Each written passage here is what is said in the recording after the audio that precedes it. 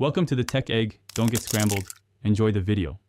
You begin by draining a 15 Oz can of corn and rinsing briefly to remove excess sodium. This keeps texture bright.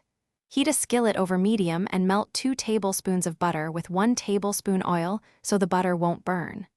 Add a 1/4 cup of diced onion or shallot immediately. Sauté for 1 to 2 minutes until translucent.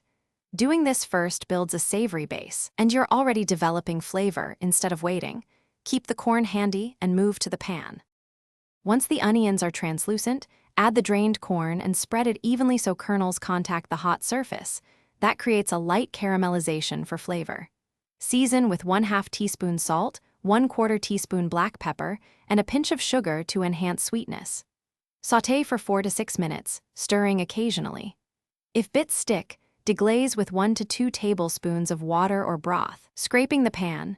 This dissolves flavorful fond and keeps the corn moist while concentrating. To finish, reduce heat and stir in 1 more tablespoon of butter and a tablespoon of chopped herbs like parsley or cilantro.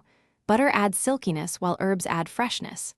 Taste and adjust seasoning with salt, pepper, or a squeeze of lemon for brightness. Acid wakes up canned sweetness. Serve hot. If the dish is too watery, simmer uncovered for 1 to 2 minutes to evaporate excess liquid.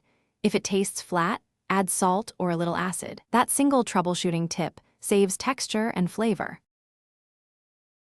Thanks for watching. Consider subscribing if I helped unscramble your problems.